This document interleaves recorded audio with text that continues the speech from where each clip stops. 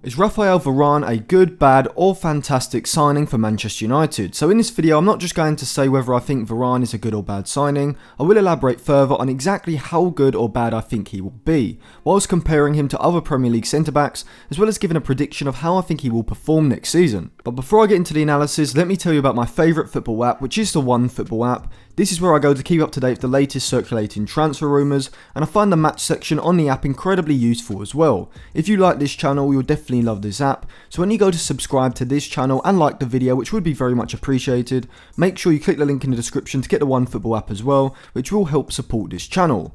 So it has been reported by Fabrizio Romano that Manchester United have agreed a fee of around €50 million, which is about £43 million with Real Madrid for Raphael Varane. David Ornstein reported that the fee is £34 million plus add-ons on a 4-year contract deal, with the fee stretched out over the course of that contract. So I would assume that the base fee that Manchester United will definitely pay will be £34 million, and that the add-ons, which I assume are likely to be achieved over Varane's time at United, could take the total fee to around £43 million. Now this fee is obviously a lot lower than it otherwise would be because Varane has just 1 year left on his Real Madrid contract. I would estimate that if the 28-year-old had say 3 or 4 years to run on his contract, Madrid would demand at least £70 million, so Manchester United are getting a good deal in that sense. I did do a more in-depth analysis of Varane along with some video clips in this video, which I will be leaving linked in the description and in the eye above, so check that out after this video, but it does look like Varane will be signing. So what is my overall assessment? Well, I definitely still regard Varane as a top level defender. I think he's a major improvement on both Lindelof and Maguire, as well as Bailly and Tuanzebe. I think that an attractive part of his game is his rapid pace, which is quite rare in centre-backs. Varane is probably the quickest centre-back in Europe, or at least one of the quickest at least, and this will allow Solskjaer to play a higher defensive line. With Maguire and Lindelof at centre-back, you can obviously still push the back line high up the pitch, but especially regarding Maguire, you don't really want to have the fullbacks pushing higher up the pitch and leaving space in the channels, which could allow the centre-backs to get isolated in one-on-ones against quick attackers. With Varane in the defence likely playing from the right side, Solskjaer can instruct the right back Wan-Bissaka to push higher up the pitch and go tight on the opposition's left winger or left back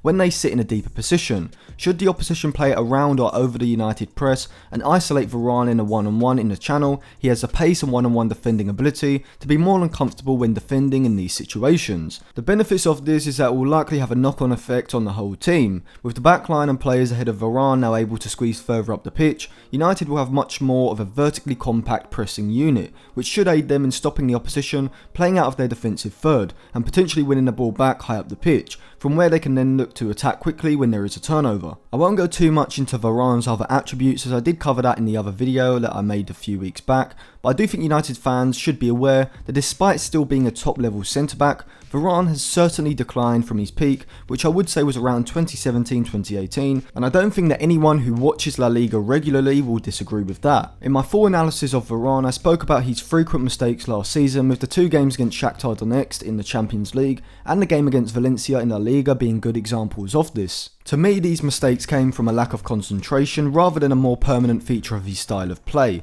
Mostly his positioning and body shape seemed to be off throughout periods in the season, but I do think that these type of defending mistakes are the easiest to fix. Varane is an excellent technical defender, so he definitely has the ability to be one of the best centre-backs in the league, along with Van Dijk and Ruben Dias. However, my prediction, certainly at the start of the season, is that Varane in most games will look tremendous. His pace and on-the-ball ability and his defensive attributes will show that he's a world-class defender on his day, but I do expect some erratic performances, which is very similar to what Maguire went through last season, so United fans shouldn't be expecting Varane to walk in and have a Van Dijk-like impact instantly. However, he is only 28 and centre-backs tend to peak around the ages of between 30 and 33, so I definitely think that Varane can get back to his 2018 level and even surpass it. In terms of right now, I would say that Varane should be classified as a top level centre-back. Not world class, but could easily move into the world class bracket next season if he cuts out those positional and concentration mistakes. I still think that Diaz and Van Dijk are the 2 best centre-backs in the league currently, but I would say that Varane is the 3rd best, and if he returns to his pre-2019 form, he could definitely be competing with those 2.